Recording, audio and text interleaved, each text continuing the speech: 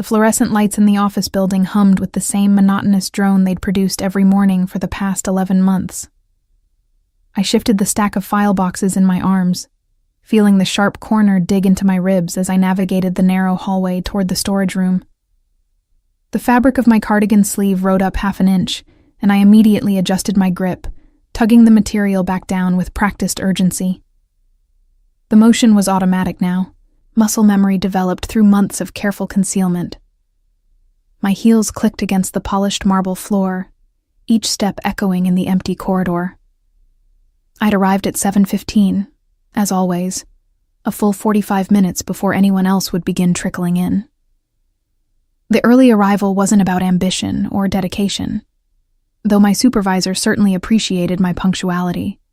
It was about having time to compose myself, to check my reflection in the bathroom mirror, to ensure that every bruise was properly covered, every lie rehearsed and ready.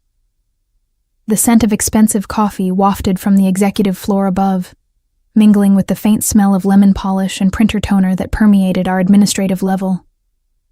I'd worked as an assistant at Morrison & Associates for nearly a year, processing contracts and filing reports for what appeared to be a legitimate corporate consulting firm. What I'd gradually pieced together through overheard conversations and carefully worded emails was that Morrison & Associates served primarily as a front, handling the legitimate business operations for a much larger, much darker enterprise, controlled by the De Laurenti family. I'd never met Matteo De Laurenti himself, though his name appeared on documents I processed with regularity. The other assistants whispered about him in the break room, their voices dropping to reverent murmurs when discussing the man who supposedly controlled half the city's underground operations, while maintaining the polished veneer of a successful businessman. They said he was cold, calculating, dangerous. They said he could read people like open books, detecting lies before they were fully formed. They said he never forgot a face or a favor. I hoped I'd never have occasion to test the truth of those rumors. The boxes in my arms shifted suddenly as I rounded the corner, and I stumbled slightly, my shoulder colliding with something solid and unyielding. The impact sent a sharp pain radiating through my upper arm, directly over the purple-green bruise Evan had left there 3 nights ago when I'd forgotten to pick up his dry cleaning. I bit down hard on my lower lip to suppress the gasp of pain, tasting copper as my teeth broke the healing split that ran along the inside of my mouth. "Careful." The voice was low, controlled, with the faintest trace of an Italian accent softening certain consonants. I looked up, my breath catching in my throat. Matteo De Laurenti stood directly in front of me, close enough that I could smell his cologne, something expensive with notes of bergamot and leather. He was taller than I'd expected, probably 6'2", with dark hair swept back in a precise style that emphasized the sharp angles of his face. His charcoal suit was impeccably tailored, fitting his broad shoulders and lean frame, with the kind of perfection that spoke of custom work by master craftsmen. His eyes, a striking shade of dark brown that appeared almost black in the hallway's lighting, fixed on me with an intensity that made my pulse quicken. "I'm so sorry, Mr. De Laurenti," I stammered, taking a hasty step backward. The movement caused my cardigan sleeve to slip again, riding up to expose a 2-inch strip of discolored skin along my forearm. His gaze dropped to the exposed bruise. The change in his expression was subtle, a slight narrowing of his eyes, a barely perceptible tightening of his jaw. I yanked the sleeve down immediately, heat flooding my face as I scrambled for an excuse. "I'm fine, really. Just clumsy," I said quickly, the lie tumbling out with the ease of long practice. "I fell on the stairs at my apartment building last week. The landlord keeps saying he'll fix the loose railing, but you know how it is." Matteo didn't respond immediately. He studied me with the kind of thorough assessment I imagined he applied to business deals and potential threats, his dark eyes moving across my face with methodical precision. I fought the urge to look away, knowing that breaking eye contact would only confirm whatever suspicions were forming in his mind. "What's your name?" he asked finally, his tone casual, but his gaze remaining sharp. "Helena Rossi, sir. I work in administrative services, 3rd floor." "Helena." He repeated my name as if testing the weight of it. How long have you been with the company? Almost a year, Mr. De Laurenti. He nodded slowly, still watching me with that unnerving intensity. You arrive early. It wasn't a question, but I answered anyway. I prefer to get ahead of the day's work, sir. It's easier to focus before the phones start ringing. And you often carry boxes that large by yourself? I glanced down at the files still clutched in my arms, suddenly aware of how my hands were trembling slightly. It's part of my job, sir. Records management. Matteo stepped closer, and I instinctively tensed, a reaction I tried to hide but knew I'd failed to fully suppress. He noticed, of course. Men like him noticed everything, but instead of commenting on my obvious discomfort, he simply reached out and took the boxes from my arms with practiced ease. The storage room? He asked. I nodded, too surprised to form words. Matteo De Laurenti, the man whose name made seasoned businessmen nervous, was carrying my file boxes. He moved down the hallway with the fluid grace of someone completely comfortable in his own power, and I followed a step behind, my mind racing. The storage room was at the end of the corridor, a cramped space lined with metal shelving units holding years of archived documents. Matteo set the boxes down on the designated shelf with precision, then turned to face me in the confined space. The room suddenly felt much smaller with him in it. These stairs at your apartment, he said, his voice deceptively casual. They must be particularly treacherous to cause bruising in that pattern. My heart hammered against my ribs. I'm sorry, sir. Bruises from a fall typically show on the knees, palms, elbows, impact points. His gaze moved to my concealed forearm, then up to my face. The pattern I saw on your arm looked more consistent with gripping pressure. Someone's fingers specifically. The air seemed to thicken in my lungs. I forced myself to maintain eye contact, to keep my expression neutral, to deliver the lie I'd perfected through months of practice. I caught myself on the railing when I stumbled. My own hand gripped my arm to prevent falling. It was a terrible explanation, anatomically impossible if you thought about it for more than 3 seconds. But Evan had trained me well in the art of delivering confident lies, and my voice didn't waver as I spoke the words. Matteo was quiet for a long moment, his dark eyes searching my face for cracks in the facade. When he finally spoke, his voice was soft, but carried an edge that sent a shiver down my spine. Look at me, Helena. I was already looking at him, but something in his tone made me truly meet his gaze, made me unable to look away. Now, tell me who did this to you. The question, delivered with such certainty that someone had indeed done this, that my carefully constructed story was transparent, hit me like a physical blow. For a moment I wanted desperately to tell him the truth, to explain about Evan, about the way he used his position as a police officer to make me feel like no one would ever believe me over him, about the cycle of apologies and accusations, the gifts followed by rage, the way he'd isolated me from my friends until I had no one left to call. But fear was a powerful suppressant of truth. Fear of Evan finding out I'd talked. Fear of the consequences if I dared to name him. Fear of being dismissed or, worse, blamed for provoking him. No one, sir, I whispered. I told you, I fell. Matteo's jaw tightened almost imperceptibly. He reached into his jacket pocket and withdrew a business card, holding it out to me. I took it with trembling fingers, noting the embossed lettering and the single phone number printed below his name. If you fall again, he said, his tone making it clear he knew exactly what kind of falling I was doing. Call that number, any time, day or night. Before I could respond, he moved past me toward the door, pausing only to add, and Helena, I don't believe in coincidences. When people lie to me, I usually find out why. He left me standing alone in the storage room, his business card clutched in my hand, my carefully constructed walls beginning to crack for the first time in months.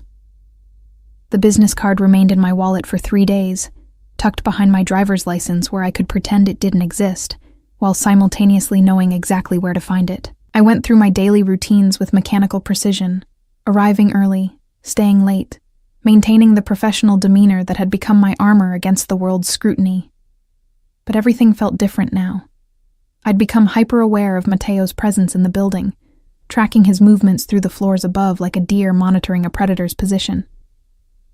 Twice I'd seen him in passing, once in the lobby, and once in the executive elevator, and both times his dark eyes had found mine with that same penetrating assessment that made me feel simultaneously exposed and protected. On Thursday afternoon, my supervisor Claire called me into her office with an unusual request.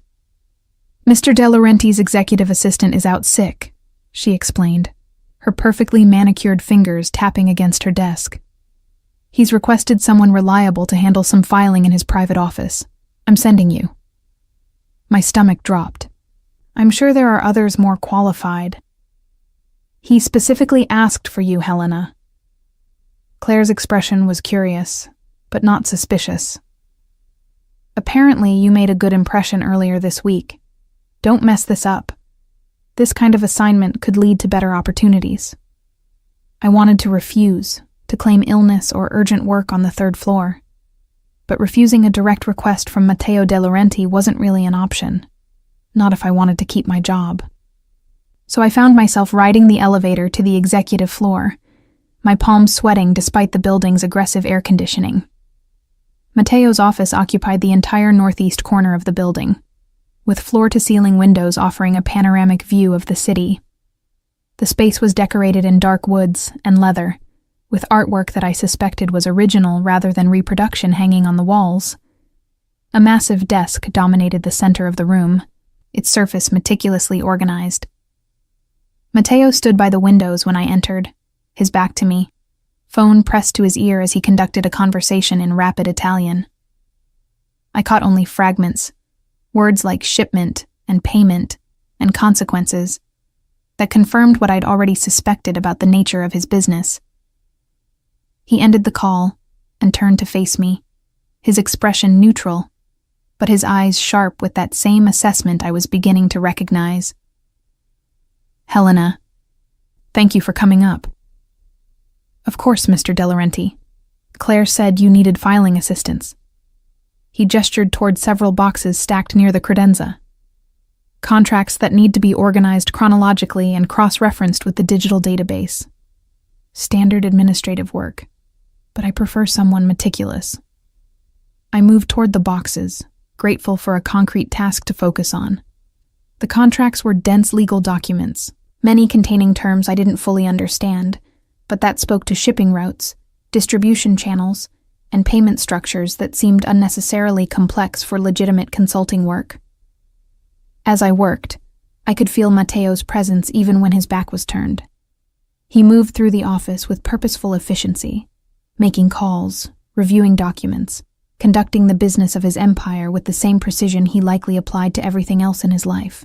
"You're left-handed," he observed after about 20 minutes, his voice startling me from my focused sorting.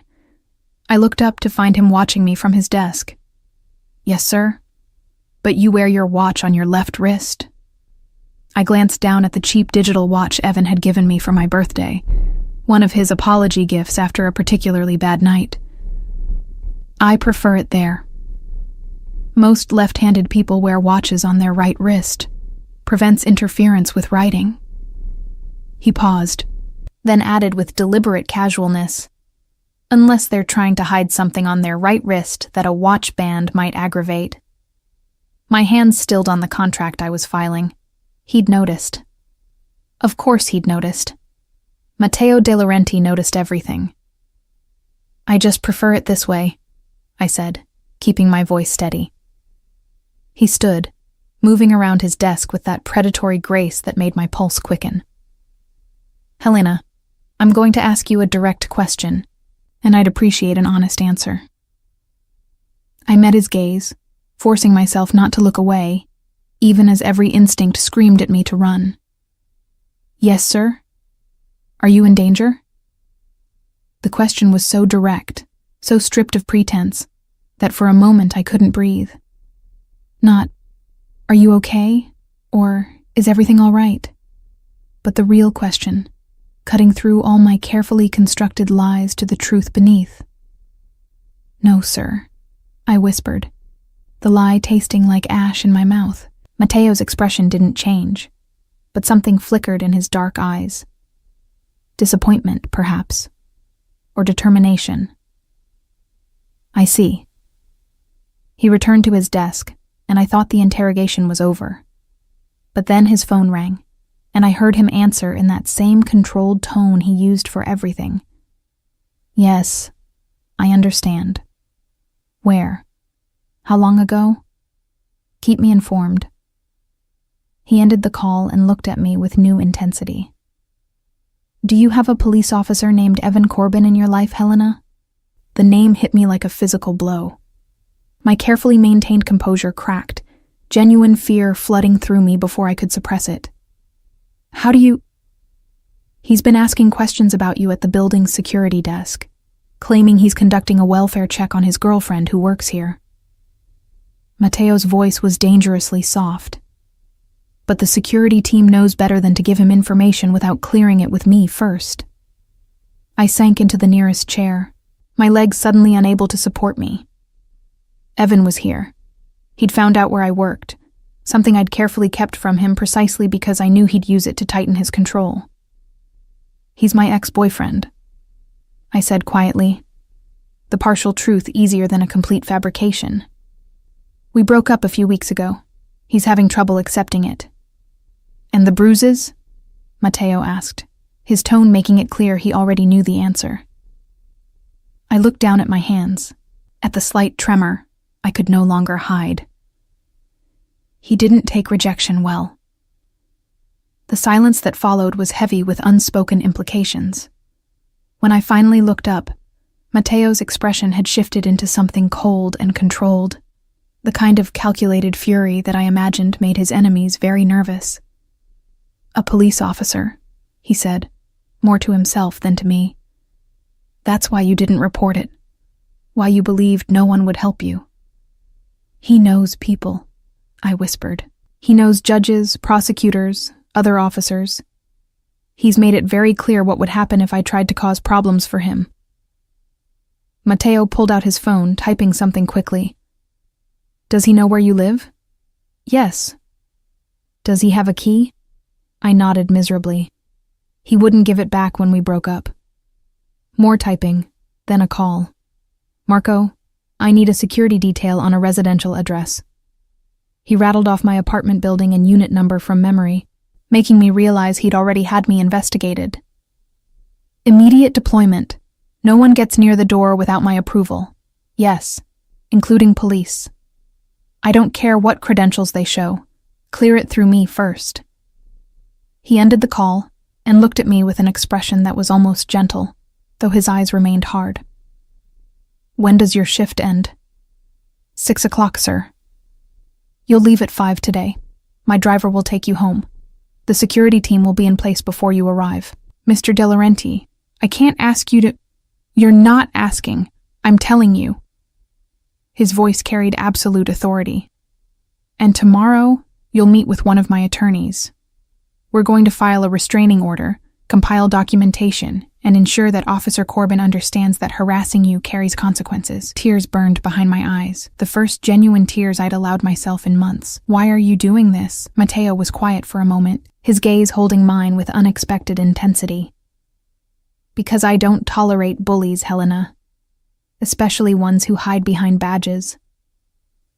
He paused, then added more softly, "And because you deserve better than living in fear." The simple statement, delivered without judgment or pity, broke something inside me.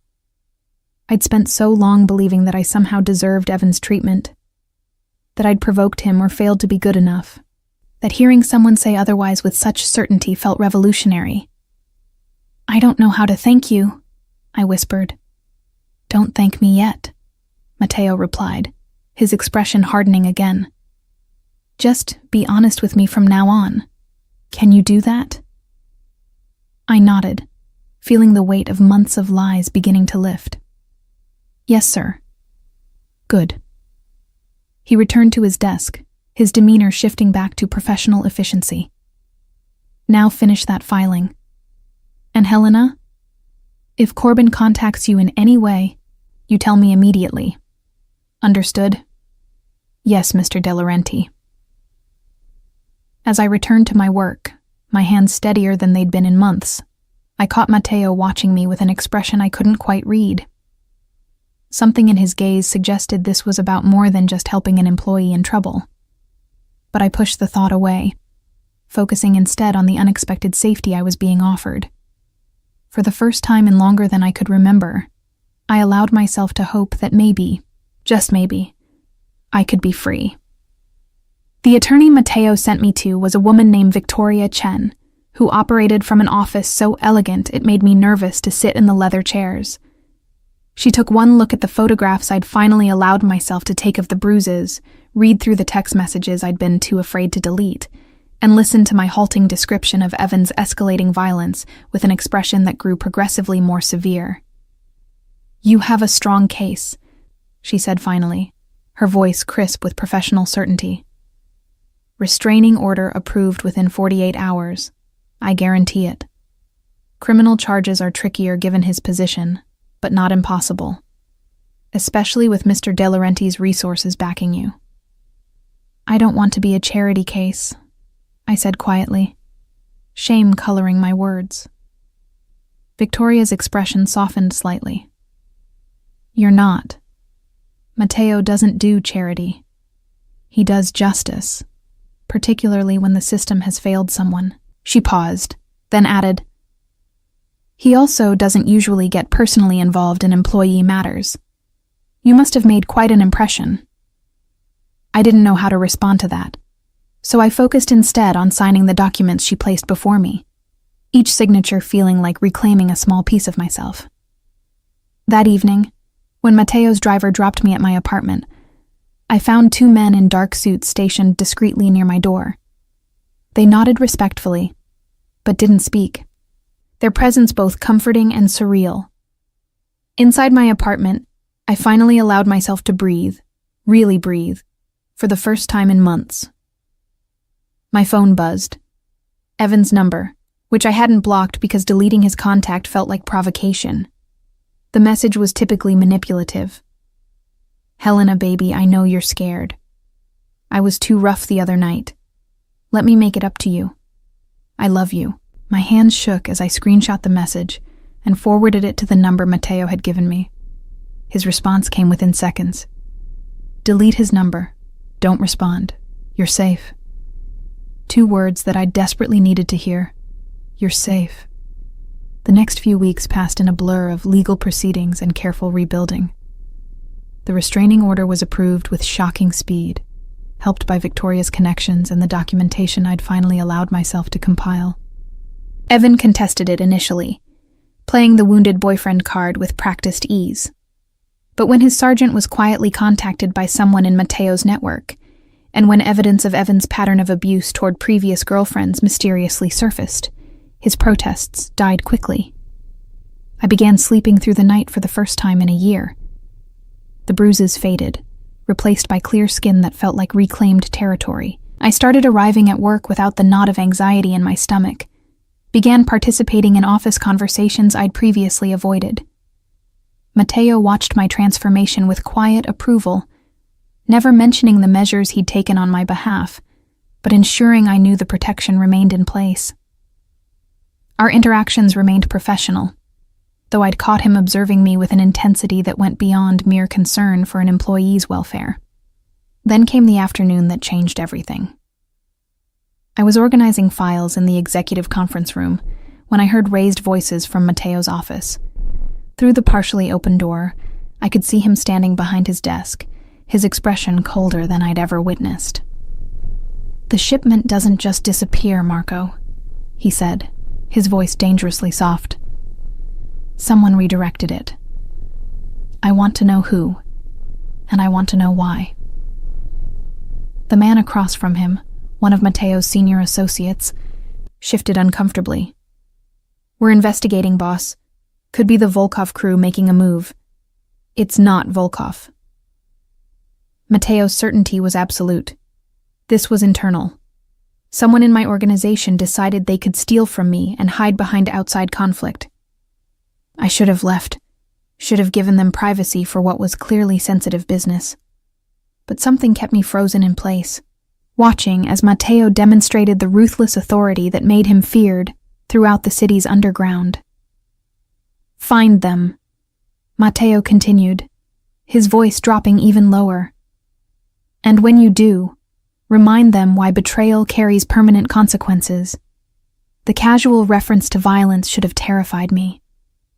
Instead, I found myself fascinated by this glimpse into Mateo's real world, the empire built on power and fear that existed beneath the legitimate business veneer.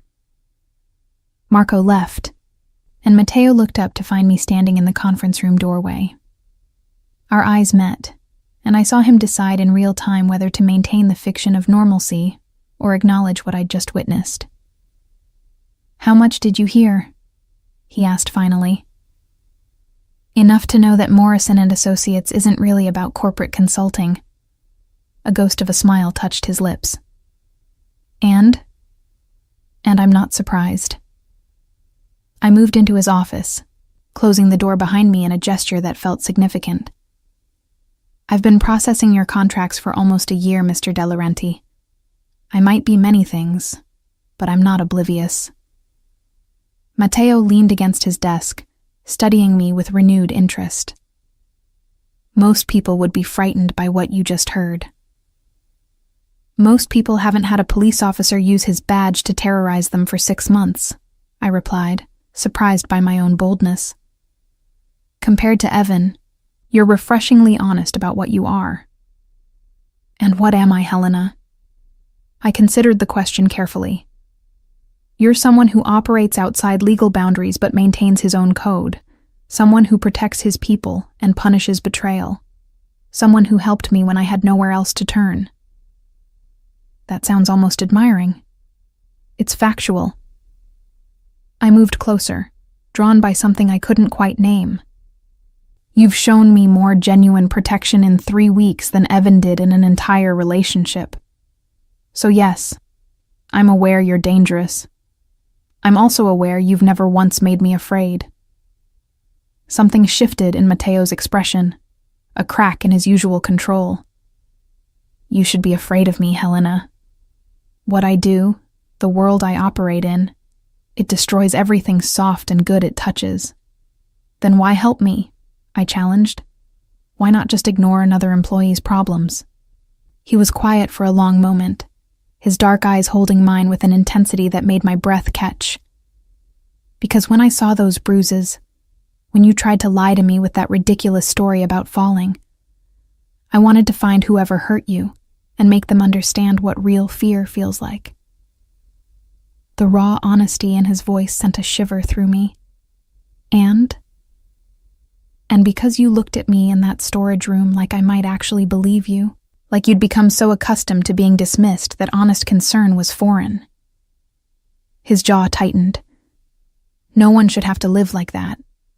I took another step closer, close enough now to smell his cologne, to see the faint scar along his left temple that I'd never noticed before. "What happens now?" "Now you finish healing," Mateo said softly. "You continue rebuilding your life. You stay safe." "And us?" The question escaped before I could stop it. "Is there an us?" Mateo reached out slowly, giving me time to pull away, and tucked a strand of hair behind my ear with surprising gentleness. "There shouldn't be. You deserve someone whose world doesn't include the kind of violence I deal in daily." "But," I pressed, holding his gaze. "But I can't seem to stop thinking about you," he admitted, his voice dropping to barely above a whisper. "About how brave you are, how you walked into work every day hiding pain no one should have to endure. About how you're rebuilding yourself piece by piece with a strength most of my soldiers don't possess." My heart hammered against my ribs. "I'm thinking about you too." "Helena, I know what you are, Matteo. I used his first name deliberately, watching his eyes darken at the intimacy. I know you're dangerous. I know being close to you means entering a world most people never see. But I also know that you make me feel safer than anyone ever has. That you've given me my life back. He cupped my face in his hands, his touch gentle despite the calluses that spoke to violence committed. If we do this, there's no going back. My enemies will know you matter to me. The target on my back extends to you. Evan was a target I didn't choose, I said quietly. You would be one I did. Matteo's thumb traced my cheekbone with devastating tenderness. You're sure? Instead of answering, I closed the remaining distance between us and kissed him.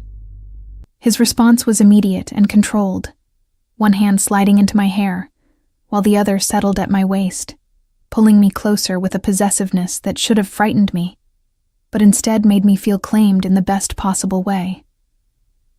When we finally broke apart, both breathing harder, Matteo rested his forehead against mine. This changes everything.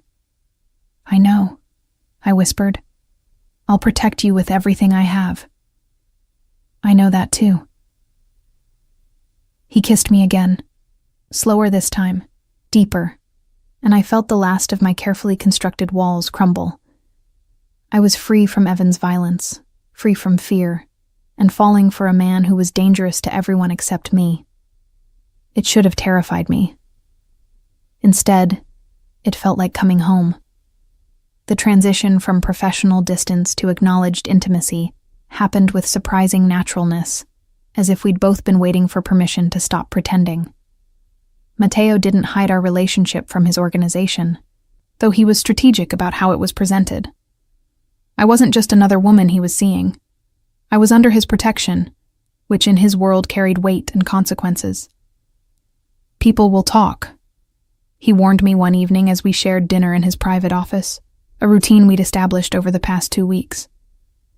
They'll say you're with me for money or power or safety. I set down my fork, meeting his gaze steadily. Let them talk. I know the truth. Which is? That you saw me when I'd become invisible to myself. That you offered me a choice when I thought I had none. I paused, then added with a slight smile. And that you're surprisingly romantic for someone whose phone conversations occasionally include the phrase, handle it permanently. Matteo's expression softened, the hard edges smoothing into something almost tender. You're good for me, Helena. You remind me that there's more to life than power and control. And you're good for me, I replied honestly. You showed me what protection without possession looks like. He reached across the desk, taking my hand in his thumb tracing circles on my palm. About that, I need to tell you something, and I need you to listen without interrupting. The seriousness in his tone made me tense. Okay. The man who redirected my shipment? We found him. One of my lieutenants, someone I'd trusted for 5 years. Matteo's jaw tightened. He admitted under questioning that he was approached by a third party who wanted information about my operations. Someone willing to pay well for details about my security, my routines, my vulnerabilities. My stomach dropped. Who? Evan Corbin. The name hit me like ice water. What? Matteo's grip on my hand tightened protectively. Your ex has been conducting his own investigation into me for weeks. He found out about our relationship, about the protection I've provided you, and he's decided I'm the reason you left him. That's insane, I whispered. I left him because he was hurting me. Abusers rarely accept responsibility for losing control over their victims, Matteo said grimly. He's convinced himself that I manipulated you, stole you from him, and now he's trying to find a way to hurt me through you. Fear clawed at my throat. The restraining order means nothing to someone who's decided he has nothing left to lose. Matteo stood, moving around the desk to pull me into his arms. Which is why I'm moving you. I pulled back to look at him. What? Your apartment isn't secure enough. Not if Corbin is actively targeting you. I have a property, a secure building with full security detail. Private entrance, reinforced everything, completely monitored. His dark eyes held mine with absolute certainty. You'll be safe there. Matteo, I can't just move into your place. It's not my place, he interrupted gently. It's a property I own, but I don't live there. Separate from my personal residence, completely secure, yours to use as long as you need. I studied his face, seeing both the command and the concern beneath. You've already decided this. Yes. No apology, just honesty. I won't negotiate on your safety, Helena.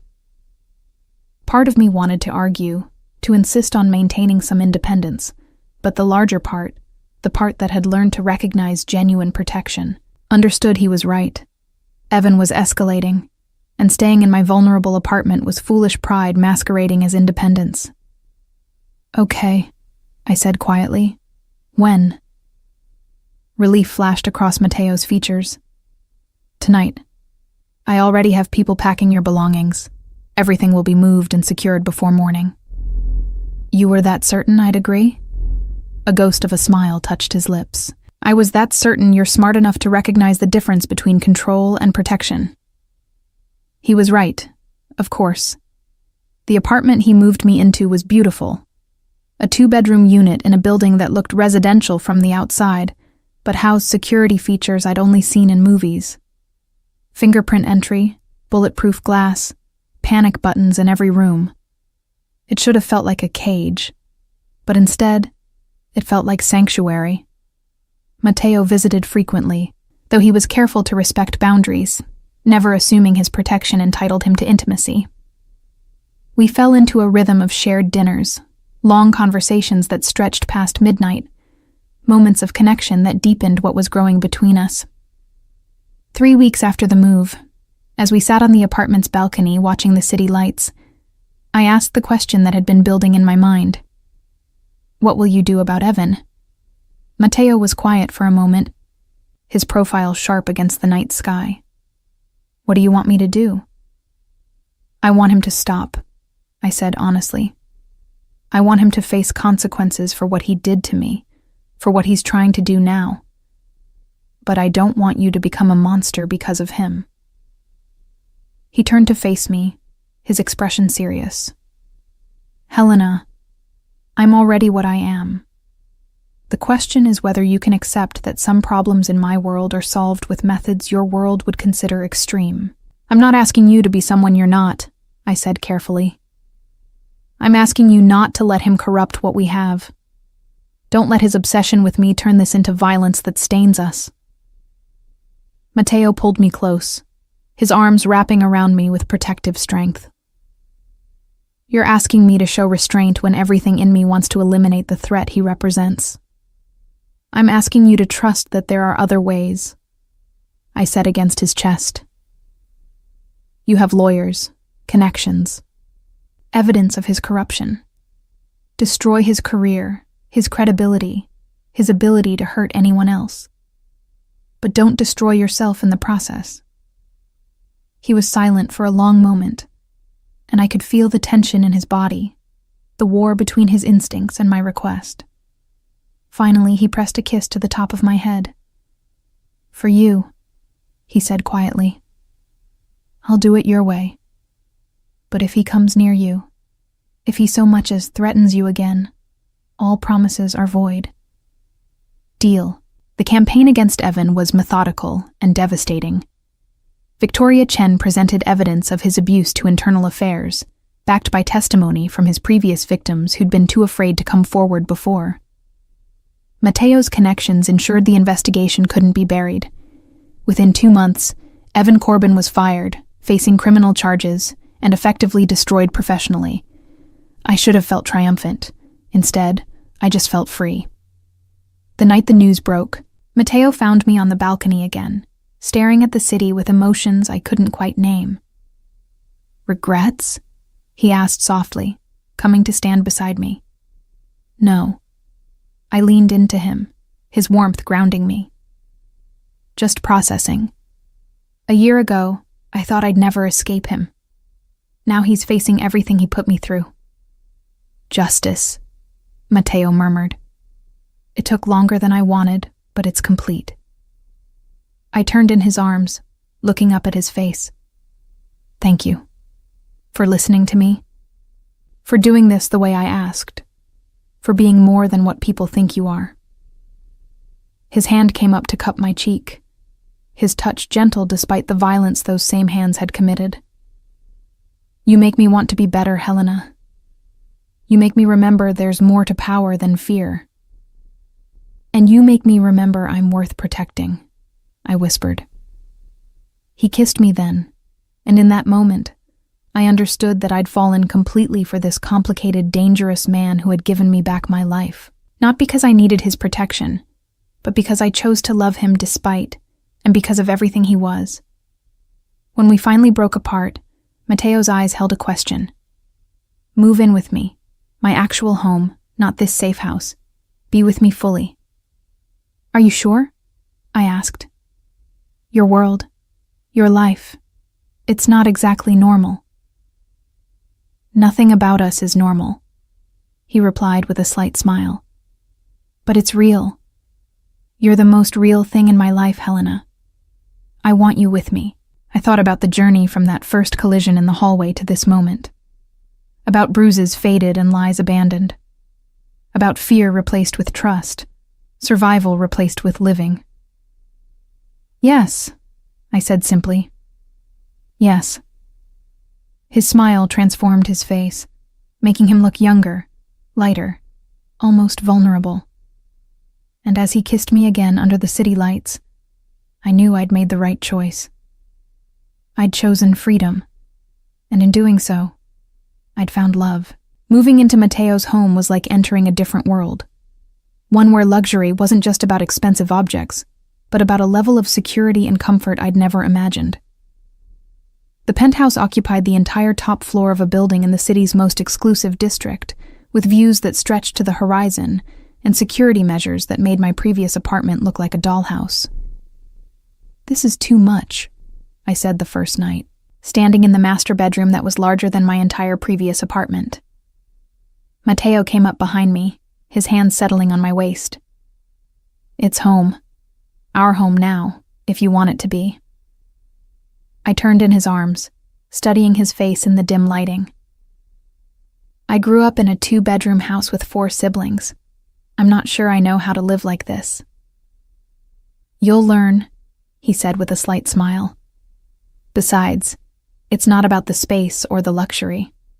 It's about being somewhere you're completely safe, where you never have to hide or pretend, or fear. He was right, of course. The true luxury wasn't the marble bathrooms or the chef's kitchen I barely knew how to use. It was the freedom to exist without constantly monitoring my surroundings, without calculating exit strategies, without bracing for violence. The first few weeks were an adjustment. Matteo's staff was discreet but present, people who appeared to handle household management, security, and various undefined tasks that I suspected had more to do with his underground operations than legitimate business. They treated me with respect that bordered on deference, clearly taking their cues from Matteo's obvious regard for me. They're very formal, I mentioned one morning over breakfast, watching as the housekeeper silently refreshed our coffee before disappearing. They're protective, Matteo corrected. They've seen me with many women over the years, none I've brought into my actual home. They know you're different, that you matter. Do I? I asked, only half teasing. His dark eyes held mine with absolute certainty. You're everything, Helena. The simplicity of the statement, delivered without flowery language or grand gestures, made my throat tight with emotion. I love you, I said, the first time I'd spoken the words aloud. Matteo's expression softened in a way I'd only seen when we were alone. I've loved you since you tried to lie to me about falling downstairs, standing there with such desperate courage. I just didn't understand it yet. We fell into a rhythm of domesticity that felt surreal given Matteo's dangerous profession. He left early for mysterious meetings, returned for shared dinners, included me in his legitimate business decisions while carefully shielding me from the darker aspects of his empire. I continued working at Morrison & Associates, promoted now to a senior administrative role that came with respect and considerably better pay. But the peace couldn't last forever. 2 months into our new arrangement, I was working late in Mateo's home office when I accidentally knocked over a stack of files, sending papers scattering across the floor. As I gathered them, my eyes caught on a surveillance photo paper clipped to a report. Evan. Multiple images of him at different locations, timestamps indicating they'd been taken over the past several weeks. The report detailed his movements, his contacts, his current employment status, or lack thereof. I was still staring at the photos when Mateo returned home, his expression shifting from pleasure at seeing me to concern when he noticed what I held. "Helena." "You're still watching him," I said, not quite a question. He moved closer, but didn't try to take the file from my hands. "Yes." "Why?" "He's been neutralized. He can't hurt me anymore." Mateo's jaw tightened. "Can't he? He's lost everything because of me, because I protected you. Men like him don't just accept defeat and move on, Helena. They fester, they plan, they wait for opportunities." I set the photos down carefully. "So you're having him followed indefinitely?" "I'm ensuring that if he makes any move toward you, I know about it before it happens." His voice was firm, but gentle. "I won't apologize for that." I understood his logic, even as part of me recoiled from the idea of perpetual surveillance. And if he never makes a move? If he just goes away and rebuilds his life somewhere else? Then the surveillance continues, until I'm certain he's no longer a threat. Mateo pulled me into his arms, his embrace protective. "I know it seems excessive to you, but in my world, threats eliminated halfway return to destroy you. I won't take that chance with your safety." I rested my head against his chest, listening to his heartbeat. "Sometimes I forget how different our worlds are." "They're not different anymore," he said quietly. "You're in my world now, which means you're protected by its rules." The reminder was both comforting and unsettling. I'd chosen this life, chosen Mateo, but I was still learning what that choice truly meant. That understanding came sharply into focus a week later, when I returned from work to find the penthouse in subtle lockdown. Additional security personnel were stationed at every entrance, and Mateo was in his office conducting a meeting in rapid Italian that carried tones of danger and strategy. "What's happening?" I asked Marco, who'd become a familiar presence around the penthouse.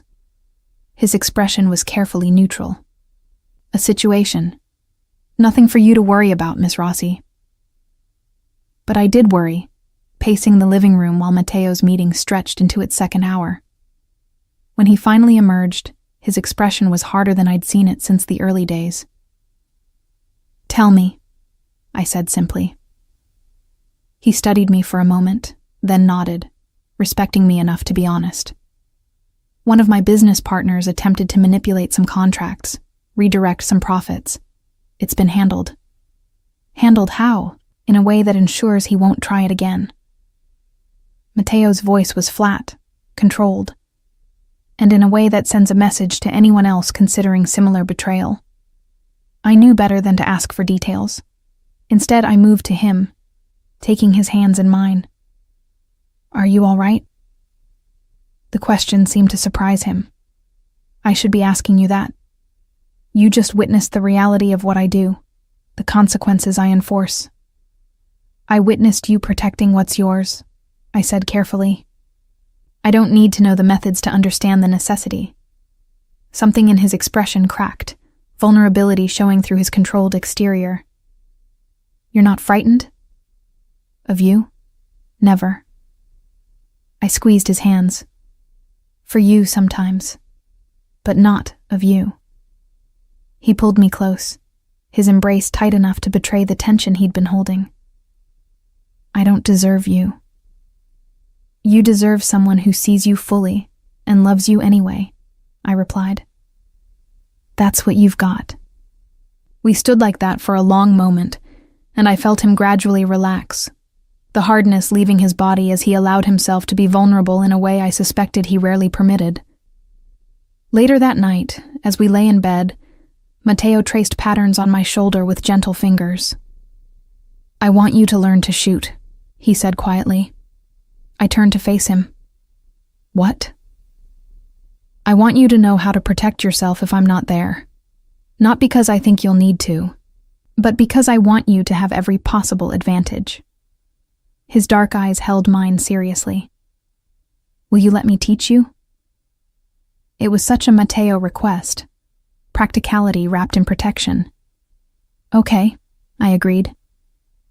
The shooting lessons became a regular part of our routine, conducted at a private range Mateo owned. He was patient and thorough, treating my education with the same seriousness he brought to everything else. I discovered I had natural aptitude, something that seemed to both please and concern him. "You're good at this," he observed after a particularly successful session. "Survival instincts," I said lightly. "I learned to recognize threats early with Evan. This is just a different application of the same awareness." Mateo's expression darkened at the mention of my ex. "He tried to contact your mother last week." I went still. "What?" "He showed up at her house, claimed he was worried about you, wanted to make sure you were all right." Mateo's voice was controlled fury. "She called my people immediately, exactly as instructed. He was removed from the property before any real contact occurred. My mother knew about Mateo, about our relationship, and had surprisingly accepted it with more grace than I'd expected. She'd seen me at my lowest during the Evan months, had watched me rebuild, and she credited Mateo with that transformation." "Is she okay?" I asked. "She's fine. Shaken, but fine." He paused. "This is escalation, Helena. He's testing boundaries, looking for vulnerabilities." "So what do we do?" "We tighten security and wait," Mateo said grimly. "He'll make a mistake eventually. They always do." The mistake came 2 weeks later, on a rainy Tuesday evening when I was working late at the office. I'd sent Mateo's driver home, planning to take a cab, wanting a moment of normalcy in my increasingly protected life. I was locking my office door when I heard footsteps behind me, too heavy and purposeful to belong to the cleaning staff. I turned to find Evan standing in the hallway, his appearance disheveled, his eyes carrying a wildness I'd never seen before. "Hello, Helena," he said softly. "We need to talk." My hand moved instinctively to my phone, but Evan was faster, closing the distance between us and gripping my wrist with familiar, painful pressure. "Don't," he said, his voice carrying that dangerous calm I remembered too well. "Just talk to me. 5 minutes, that's all I'm asking." My training with Mateo kicked in, the hours of self-defense and awareness translating into automatic assessment. Evan was blocking the main exit, but there was a stairwell 20 feet behind me. He was bigger and stronger, but desperate, which made him unpredictable. "How did you get in here?" I asked, buying time while my thumb found the emergency contact on my phone, the one Mateo had programmed to alert his entire security network with a single press. "I still have friends, Helena. Friends who don't think you should be shacking up with a criminal." His grip tightened, making me wince. "Do you have any idea what you've done to my life? Everything I worked for, gone because of your lies." "They weren't lies," I said quietly, pressing the button while maintaining eye contact. "You hurt me, Evan. Repeatedly." I finally found the courage to stop pretending that was normal. "I loved you." His voice rose, echoes bouncing off the empty hallway. "I gave you everything, and you threw it away for what? For him? For a goddamn mobster who's using you?" "Mateo doesn't use me," I replied, and was surprised by the certainty in my voice. "He protects me. He sees me. He's never once made me afraid." "Because you haven't seen what he really is yet," Evan spat. Do you know what I've learned about Matteo De Laurenti? The people he's hurt, the lives he's destroyed?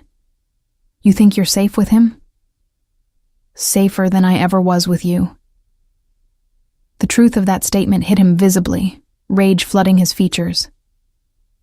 You ungrateful. He didn't finish the sentence. The stairwell door burst open and Marco appeared, flanked by 2 other security personnel. Their weapons were drawn but not pointed, their presence a clear but controlled threat. Step away from her, Marco said calmly. Now. Evan's grip loosened fractionally, his eyes darting between the armed men and me. This is illegal detention. I'm a police officer. You're a fired police officer with an active restraining order who's currently violating that order. A new voice cut in. I looked past Marco to see Victoria Chen emerging from the stairwell, her expression coldly professional. And we have you on security camera assaulting Ms. Rossi, so I'd suggest you comply before this goes from violation to felony assault. Evan released me, and I immediately stepped back, putting distance between us. Helena, please. She's done talking to you. Matteo's voice carried down the hallway, and I turned to see him approaching with that controlled fury I recognized. He moved past his security team, positioning himself between Evan and me without ever breaking eye contact with my ex. In fact, you're done with her entirely. You can't just... Evan started. I can, and I am. Matteo's voice was soft, dangerous. You violated a restraining order, assaulted her in a building I own, and threatened someone under my protection. The only question now is how much worse you want this to get. Evan laughed, a bitter sound edged with desperation. What are you going to do? Kill me? Make me disappear? Show her exactly what kind of monster you are? Matteo smiled, and it was the coldest expression I'd ever seen on his face. Nothing so dramatic. Victoria has already filed charges for tonight's violation. The security footage of you assaulting Helena will be provided to the prosecutor. Your probation from the previous charges will be revoked. He paused, letting each consequence land. And I'll ensure that every law enforcement agency in the state knows exactly what kind of officer you were. You won't work in security, law enforcement, or anything requiring trust ever again. That's not... Evan's protest died as Matteo stepped closer, his presence overwhelming. It's over, Corbin. You lost. Not because I took her from you, but because you drove her away with your own violence. Now you have a choice. Accept that, and move on with what's left of your life. Or continue this obsession, and discover exactly how much worse I can make things for you. The 2 men stared at each other, and I could see the moment Evan understood he was beaten. His shoulders slumped, defeat replacing rage. Take him to the police, Matteo ordered Marco. File the charges. Make sure everything is documented. As security escorted Evan away, Matteo turned to me, his expression transforming from cold authority to concerned tenderness in an instant. Did he hurt you? I looked at my wrist, already showing the red marks that would become bruises. Nothing serious. His jaw tightened, and he gently took my hand, examining the damage with careful attention. I should have had someone with you. I sent the driver away, I admitted. I wanted to feel normal for a few hours. Normal doesn't exist for us anymore, he said quietly, pulling me into his arms. Not while you're mine. The possessiveness in his voice should have bothered me, but instead, it felt like safety. I'm sorry. Don't apologize for wanting independence. Just promise me you'll be smarter about it. He pressed a kiss to my forehead. I can't protect you if you actively avoid protection. I promise. We stood like that for a long moment, and I felt the adrenaline of the confrontation gradually fading, replaced by the solid certainty of Matteo's presence. What happens now? I asked. Now we go home, he said. Evan will be processed, charged, likely serve time for the violation. His obsession with you ends tonight, one way or another. And it did. The charges stuck. Evan's probation was revoked, and he was sentenced to 18 months. By the time he was released, I'd heard he'd moved to a different state, taken a job in private security that had nothing to do with law enforcement, and finally accepted that I was beyond his reach. Life with Mateo settled into its own rhythm after that. I learned to navigate his world, the legitimate business, and the shadowy empire that existed beneath. I discovered I had a talent for seeing patterns in his operations, for identifying inefficiencies and potential problems. Gradually, I became more than just the woman he protected. I became a trusted advisor, someone whose insight he valued. "You're good at this," he said one evening as I pointed out a discrepancy in one of his shipping manifests that would have cost him significantly if unnoticed. "I'm good at seeing what doesn't fit," I replied. Survival skill from living with Evan. I learned to notice when things were off, when danger was building. Mateo's expression softened. "You've turned trauma into strength. Not many people can do that." "I had help," I said, reaching for his hand. "You showed me what safety feels like, made me believe I deserved it." He pulled me into his lap, his arms wrapping around me with protective strength. "You deserve everything, Helena. Safety, respect, love, all of it. I have all of it," I whispered. "With you." 6 months after Evan's final arrest, Mateo proposed. Not with a grand gesture or public spectacle, but in the privacy of our home, with words that were simple and devastatingly sincere. "Marry me," he said one morning over coffee. "Not because I own you or possess you, but because I love you. Because you make me want to be better than what I am. Because I can't imagine my life without you in it." I said yes without hesitation. And when he slid the ring onto my finger, a platinum band with a single perfect diamond, I understood that I'd found something I'd stopped believing existed. A man who was dangerous to everyone except me, who protected without possessing, who loved without controlling. Our wedding was small, intimate, attended by the few people in both our lives who understood what we'd built together. My mother cried happy tears, Victoria Chen served as my maid of honor, and Marco stood beside Mateo, the first time I'd seen either of them show genuine emotion. But the moment that defined everything came during our vows. Mateo had written his own, and when he spoke, his voice carried absolute certainty. "I promise to protect you without imprisoning you, to love you without owning you, to honor your strength while offering my own.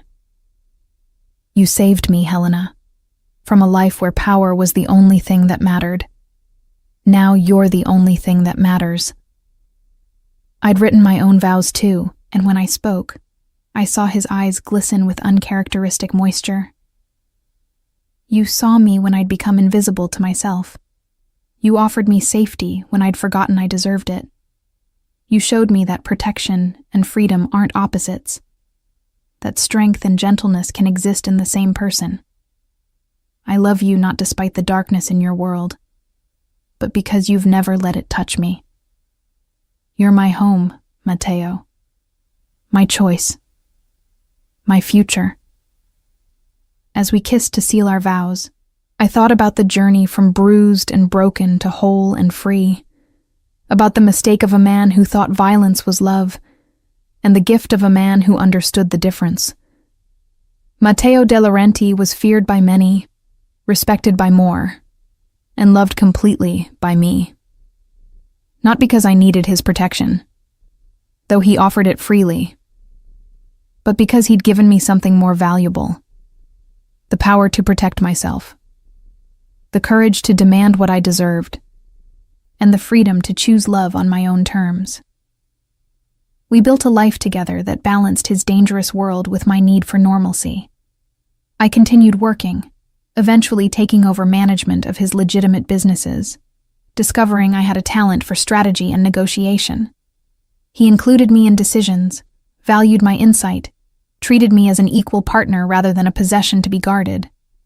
And on the nights when his darker business required attention, when he returned home with that cold edge I recognized, I was there to remind him of who he was beyond the violence and power. I was the softness in his hard world, and he was the strength that allowed me to be soft without being vulnerable. Our first anniversary fell on a rainy Tuesday, exactly like the night Evan had made his final attempt to control me. We spent it at home, cooking together in the kitchen, laughing at my attempts to properly season the pasta sauce under Matteo's amused instruction. "You know," I said as we ate dinner on the balcony, rain creating a curtain of privacy around us. "A year ago I couldn't have imagined this. Being happy, feeling safe, loving someone without fear." Matteo reached across the table, taking my hand in his. "A year ago, I couldn't have imagined that a woman trying to lie about falling downstairs would become the most important person in my world." "No regrets?" I asked, only half teasing. "Not one." His dark eyes held mine with absolute certainty. "You're the best thing that ever happened to me, Helena. My choice, my love, my life. Forever," I whispered. "Forever," he confirmed. And as he kissed me under the rain-dark sky, I knew it was true. We'd both been broken in different ways. Both learned to survive in worlds that tried to destroy us. But together, we'd built something unbreakable. I'd lied about the bruises once, too afraid to tell the truth.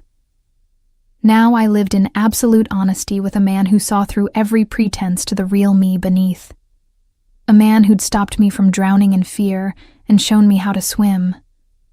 Matteo De Laurenti had given me my life back, and in return, I'd given him my heart, freely and completely, knowing it would be protected as fiercely as he protected everything else he considered his. Not because I was his possession, but because I was his choice. And he was mine.